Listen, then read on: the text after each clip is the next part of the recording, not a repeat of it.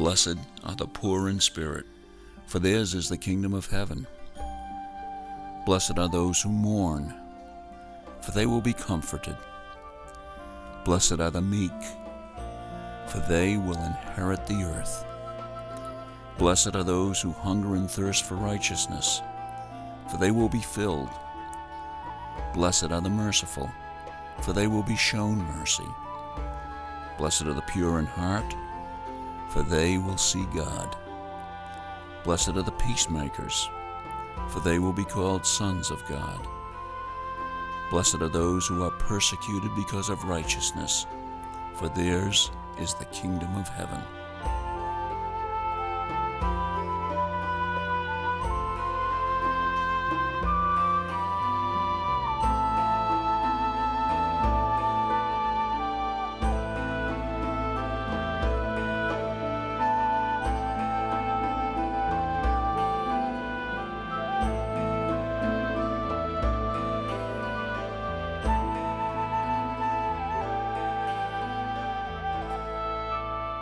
We're on the road to happiness, a place where happiness was set forth as never before. This is an ancient Roman road, thought to go back to the time of Jesus. Some of the ancient pavement is still visible even today. Over there is the Sea of Galilee, and in this other direction is the site traditionally said where Jesus gave the Beatitudes. They're a brief but tantalizing collection of sayings about blessedness or happiness. This would be the road that many took that day, and they heard Jesus give his Sermon on the Mount. The Beatitudes are really just the opening in a small part of that sermon. It was early in his ministry, and the reputation of Jesus and reports of his amazing healings were spreading rapidly. So on this road that day would be many sick, crippled, and diseased people in search of healing. Others came hoping this young teacher might be the deliverer, the Messiah so many Jewish people longed for and prayed for. At that time, the Roman army was in control here as an occupying force. Poverty was rampant. The common people had a lot to be unhappy about. This program series is primarily for people with cancer. And we've come here to ask, are the Beatitudes for us too? Can happiness and blessedness be found in the midst of cancer, or for that matter, any life trauma?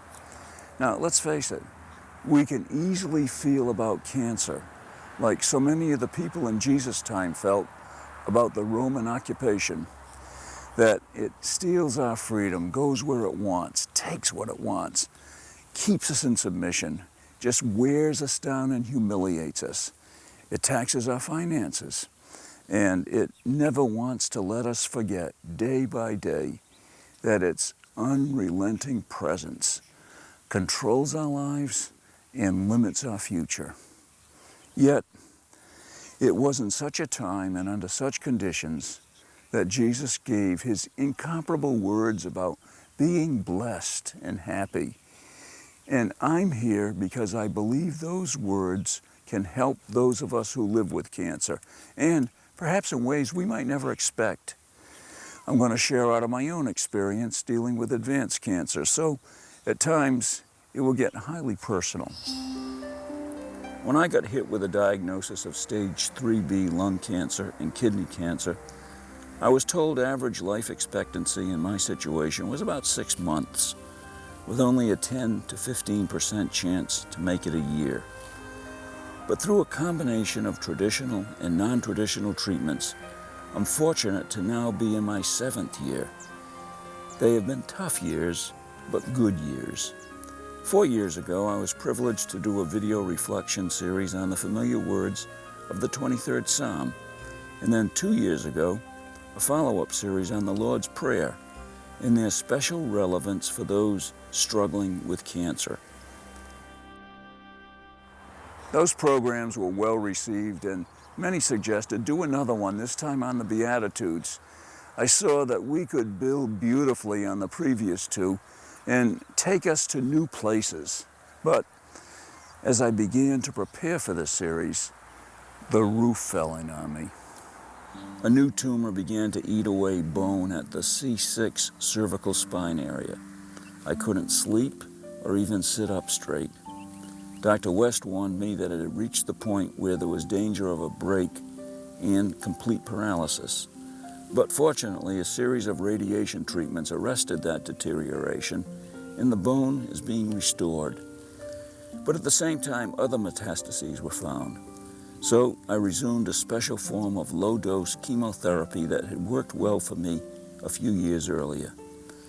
But the discouragements continued to multiply.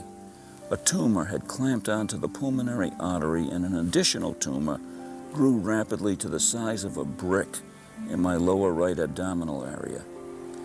These all had to be treated, and like most cancer therapies, they take a toll far beyond what you ever expect. My doctors and I had doubt that I could ever come back here and do this program. So I can't begin to tell you how happy and blessed I am just to be able to come here to share this program with you. That's because the Beatitudes helped me so much to respond to my own cancer. For me, it's made all the difference.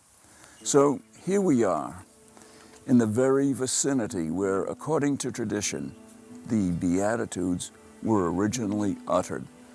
Just up at the top of the hill is a church that honors these words that some consider the most profound ever uttered by anyone at any time, and where they were originally spoken. Now, they're only a brief collection of about 165 words, and it's important to realize what they are not. They're not just pretty poetry, not self-help advice, not philosophical speculation, not psychological counseling. They're not some kind of magical formula to wish our problems and sufferings away. Rather, they are just brief, straightforward, bold statements that press us to ask, do I really want to know what matters most in life? How do I deal with the matters of my heart? Am I ready to align myself with the purposes for which God gave me life? Now, please understand this. The Beatitudes are not a cafeteria or smorgasbord to pick and choose the ones we like. No, they're a package deal. They're interconnected like a chain. The individual links form a unified whole. And where are they taking us? Let me say at least what I see as our purpose. What we will be dealing with is finding blessedness out of our brokenness. To find that blessedness, we'll linger at fascinating places here in the Holy Land, where the Beatitudes were originally given.